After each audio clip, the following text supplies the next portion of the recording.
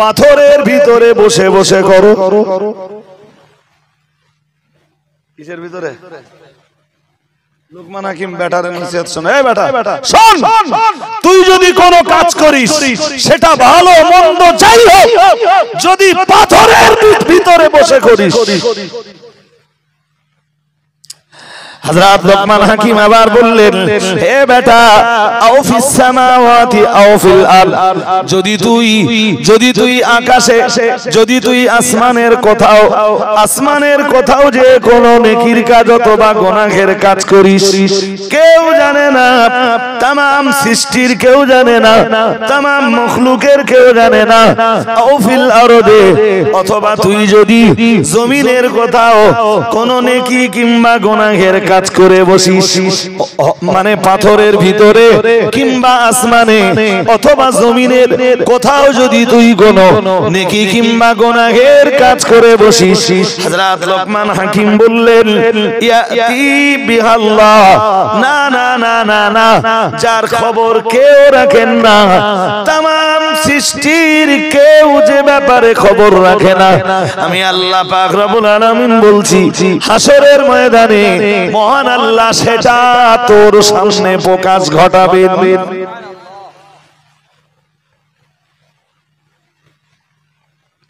ইয়াতি বিহাল্লাহ, কেউ জানে না, হাসরের ময়দানে আল্লাহ তা বার করে আনবেন, পাথরের ভিতর থেকে টেনে, আসমান থেকে টেনে, মাটির ভিতরে লুকিয়ে লুকিয়ে যদি কোনো কাজ করি, সেটাও মহান আল্লাহ হাসরের ময়দানে টেনে বার করে আনবেন। সুবহানাল্লাহ।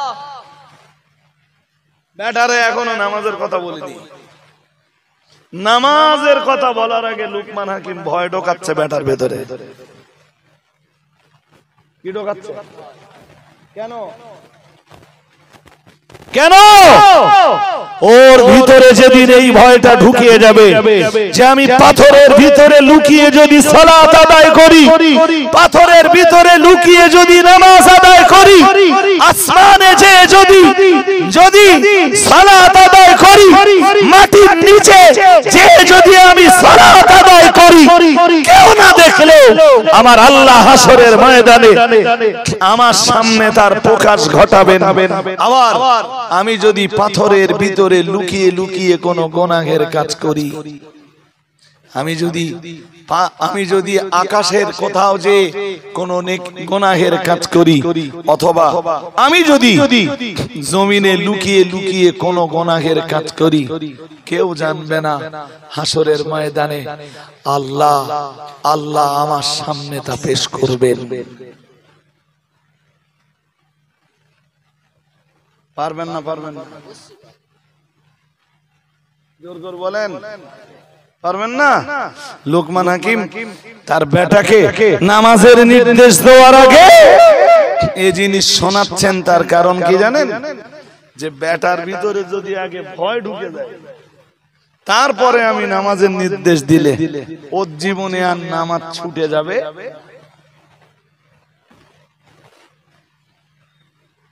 আমাদের নামাজ ছুটে যায় কেন?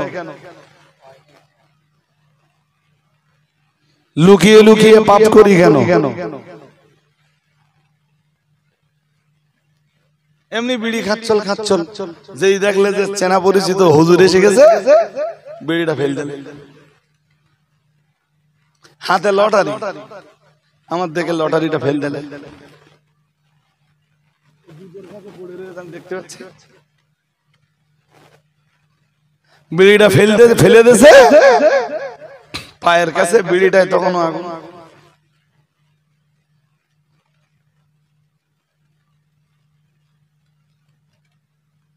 ভয় আছে? কথা বলে না। ভয় আছে? এই জন্য কোরআনের বহু আয়াতে দেখবেন আছে, আল্লাহ বলেন, ইয়া আইয়ুহাল্লাযীনা আমানুত্তাকুল্লাহ। এক আয়াত না, এইটা আল্লাহ বহু আয়াতে দিচ্ছেন। ইয়া আইয়ুহাল্লাযীনা আমানু, হে দুনিয়ার ঈমানওয়ালা মানুষের দল, হে দুনিয়ার ঈমানওয়ালা মানুষের দল, ইত্তাকুল্লাহ, তোমরা আল্লাহকে ভয় করো। কাকে ভয় করো? আল্লাহকে। এক দু আয়াতে না, আল্লাহ বহু আয়াতে দিচ্ছেন ঈমানওয়ালারা যারা ঈমান এনেছো, পরকালকে বিশ্বাস করেছো, আল্লাহকে ভয় করো।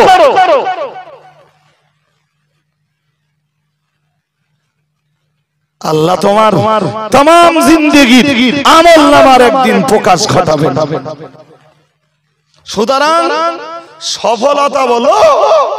সফলতা বলো শুধু অজ সোনার ভিতরে নয়, সফলতা লুকিয়ে রয়েছে অজের বাস্তবায়নে। এই মুফতি সাহেবের কাছে যা নসিহত শুনবেন, কোরআন হাদিসে সেই নসিহত দিয়ে যদি জীবনটাকে সুন্দর করে সাজাতে পারেন, তবেই আপনি ফলবান, তবেই আপনি লাভবান, সেটাই হবে আপনার মুক্তির ওসিলা। আর যদি গতানুগতিক শুধু শোনার জন্য হয়, শুনলে কি হবে সেটাও বলেছি শুরুতে। কি বলেছিল মনে আছে? শুধু শুনবেন, আমল করবেন না, হিসাব দিতে হবে না। কি বলেছিলাম? হবে বলেছিলাম না হবে না বলেছিলাম? হবে বলেছিলাম। আপনাদের ভালো মনে রয়েছে ভাই। তা আমি দৃষ্টান্ত স্বরূপ বলেছিলাম যে সাহাবীরা খুব বেশি ওয়াজ শুনতেন না। হাদিসে এসেছে একবার এক গ্রাম্য লোক রাসূলের দরবারে এলো। খুব মন দিয়ে শোনেন, যাকে আরবিতে বলা হয় আরবি। কি বলে আরবিতে? আরবি। বাংলায় বলে গ্রাম্য লোক, দিহাতি। এসে বলছে রাসূলকে, দুল্লানি আলা আমালিন ইদ আমিলতুহু দাখালতুল জান্নাতা।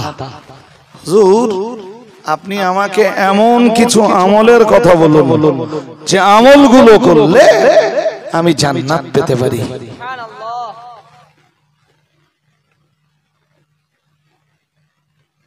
দুল্লানি, আপনি আমাকে নির্দেশনা দান করুন আলা আমালিন, এমন কতিপয় আমলের, ইদা আমিলতুহু, যখন আমি সেই আমলগুলো করব, দাখালতুল জান্নাতা, আমি যেন জান্নাত পাই। শুনছেন? একজন গ্রাম্য লোক এসে রাসূলকে সওয়াল করছে, হুজুর আমার জন্য আপনি একটা নসিহত শোনান, এমন নসিহত যে নসিহত গুলো আমল করলে আমি জান্নাত পেতে পারি। তো সাহাবী নসিহত শুনছেন নবীর কাছে, আমলের নিয়তে না আমল না করার নিয়তে? কোরআন নিয়তে। আর আমরা নসিহত শুনতেছি কিসের নিয়তে? আমলের নিয়তে না আমল না করার নিয়তে? এমন লোক সমাজে পাওয়া যায়, তারা বলে ও রজব আলী আর কাইম সাহেবরা এসে ওদের মতো ওরা বলে যাবে, ওর কথা বললি লোকে টাকা দেয়, আমার কথা টাকা দেবে না, বাদ দাও ওর কথা। আছে না নেই? কথা বলতেছেন না কেন? আছে না নেই? কেউ কেউ আবার এরমটাও বলে বাদ দাও ওর কথা, নিজেরাই ঠিক নেই।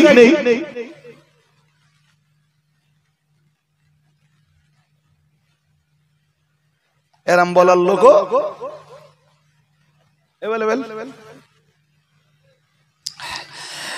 আল্লাহ পাকের কোরআন জানিয়েছে, সূরা মুলকের ভিতরেই রয়েছে, মহান আল্লাহ জানিয়েছেন, তাকাদু তামাইয়াসু মিনাল গায়দি কুল্লামা উলকিয়া ফিহা ফাওজুন সালাহুম খাজানাতুহা আলাম ইয়াতিকুম নাযীর।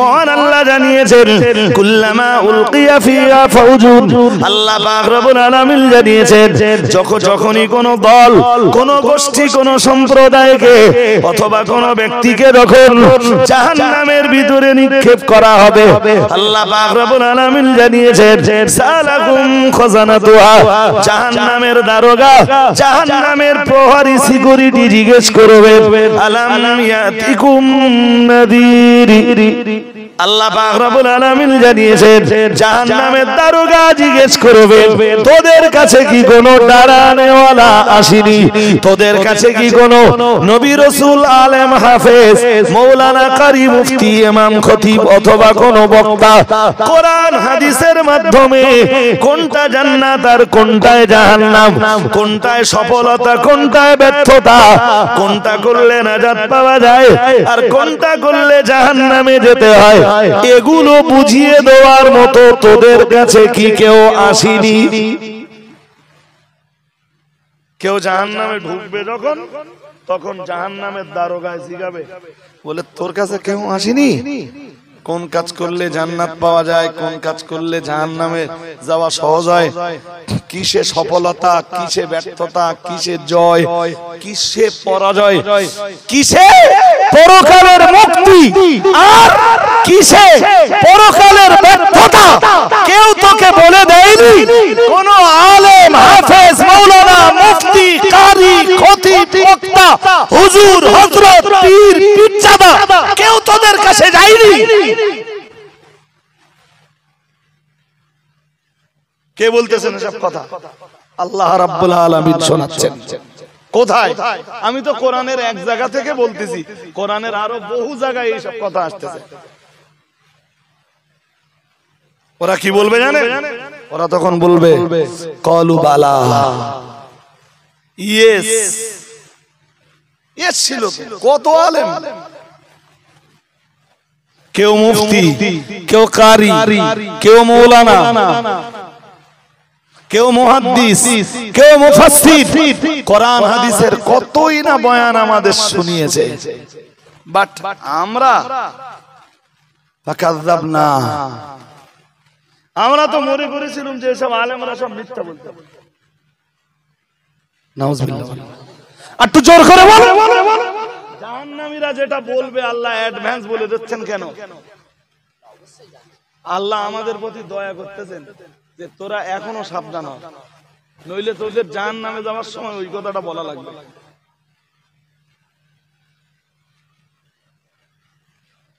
এই আকিপুর গ্রামে কত আলেম এলো, কত হাফেজ এলো, কত মাওলানা এলো, কত মুফতি এলো, কত ইমাম গুজরে গেল, কত পীর সাহেব ঘুরে গেল, কত পীরজাদা এলো।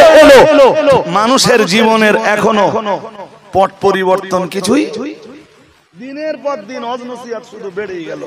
তো এর ফল তো এইটাই হবে, সেদিন তো এদেরও বলা লাগবে যে হ্যাঁ আমাদের কাছে আলেমরা এসেছিল, কিন্তু কাইম সাহেবের কথা ওই সামনাসামনি বলতুম হ্যাঁ সব ঠিক আছে, পেছনে চলে গেলে বলতুম ও হুজুরগা তো অভাব নেই, হুজুররা আমল করুক গে যাক, আমরা পারবো না। কেউ বা বলতো হুজুররা টাকা কামাই করার জন্য কত কথা বলে, অত সব কথায় কান দিতে গেলে হবে না, কিছু সত্যও বলে কিছু মিথ্যাও বলে। এরম বলা লোক আছে না? চার দোকানে এগুলো একটু বেশি হয়, চার দোকানে, পুকুর ঘাটে। কি বুঝতেছেন আমার ওয়াজ নাকি? হ্যাঁ, বাট আল্লাহ বলেন জাহান্নামীরা বলবে বালা, ইয়েস,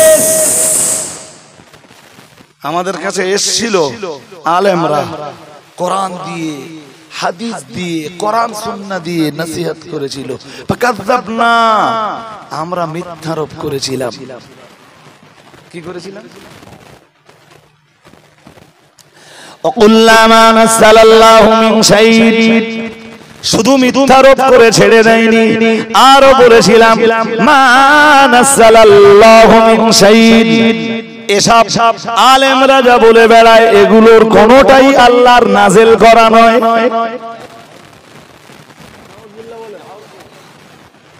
এরম বলা লোক গ্রামে গ্রামে দু চারটে করে পাওয়া যাবে হর গ্রামে।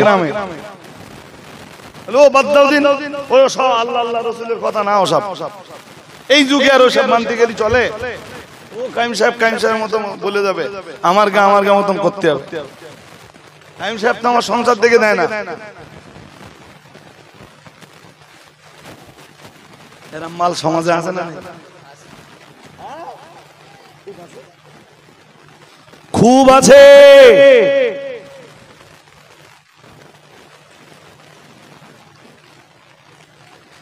জি, সুতরাং আমার এত কথা কিসের জন্য? আমার দিকে সতর্কতার জন্য, সাবধানতা অবলম্বনের জন্য। আকিপুরের মানুষদের কাছে, আকিপুরের মানুষরা আমাদের ভালোবাসে, নিশ্চয়ই ভালোবাসে। কি ভালোবাসে না? তো আপনারা ক্ষতিগ্রস্ত হন, আমরা তো চাইবো না ভাই। নইলে এত কষ্ট করে, এত পরিশ্রম করে, আমার কষ্টের কথা ছেড়ে দেন, আমার চাইতে অনেক বেশি কষ্ট করেন মুফতি সাহেব। এবং আস্তে আস্তে আস্তে আস্তে বয়স বাড়ছে। আমার তো ধরেন এখনো বয়স কাঁচা, মুফতি সাহেবের বয়স তো বাড়তেছে। বাড়ছে না? বাড়ছে তো। এখনো লোড নিয়ে এই জাতির জন্য 3টে 4টে পর্যন্ত জলসা।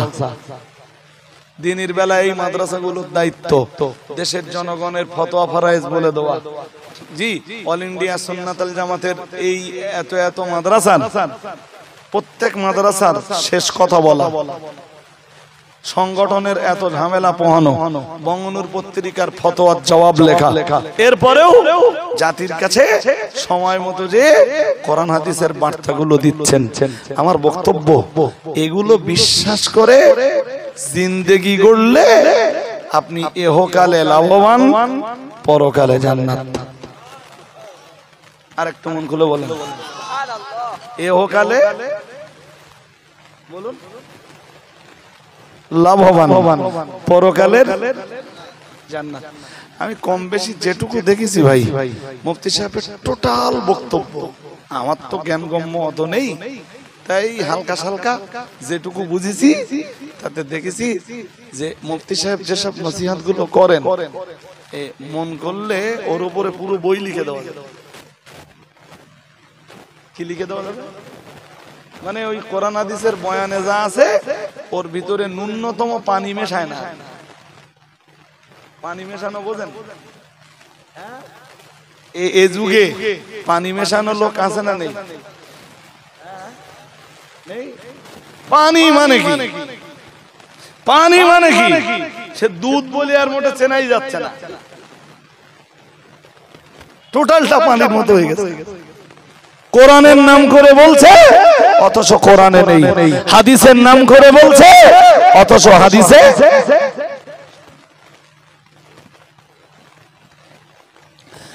জি, সুতরাং সেই জায়গাতে দাঁড়িয়ে মুফতি সাহেবের অস্ত, আমি খুব ছোটবেলার তো ভক্ত ছিলাম, আজও ভক্ত, আজও শুনি। যদি মুফতি সাহেবের অজগুলো দিয়ে জিন্দেগি গড়েন, দ্যাটস এনাফ। আর লাগবে না। ওই বোঝাচ্ছিলাম না আমি? জি, বোঝাচ্ছিলাম। সাহাবী এসে বললেন, হুজুর আমার ওয়াজ করুন। রাসূল 2 আয়াত পড়ে ছেড়ে দিলেন। সাহাবী বললেন, যথেষ্ট হয়েছে। সুতরাং ওয়াজ বেশি শোনার চাইতে নিয়ত করে ফেলুন যে যেটুকু ওয়াজ শুনবো ওইটুকু নসিহত দিয়ে, ওইটুকু ওয়াজ দিয়ে আমার জীবন গড়বো। আমার বক্তব্যের ভাষাগত ত্রুটি বিচ্যুতি ক্ষমা করবেন। মুফতি সাহেব আসতেছেন, একটু আওয়াজ দেন, নারায়ে তাকবীর। আর একটু আওয়াজ তুলে বলেন, নারায়ে তাকবীর। সিলসিলায়ে মুজাদ্দিদুজ জামান অল ইন্ডিয়া সুন্নাত ওয়াল জামাত, মুফতি সাহেব হুজুর কিবলা, মুফতি সাহেব হুজুর কিবলা, নারায়ে তাকবীর। আল্লাহ আজকের মজলিস কবুল করুন এবং এই মজলিস আমাদের সকলের জন্য নাজাতের সারিয়া ওসিলা মিডিয়া বানিয়ে দেন। বলেন আমিন, বলেন আমিন। অন্তর খুলে দরুদ শরীফ পড়ুন। আল্লাহুম্মা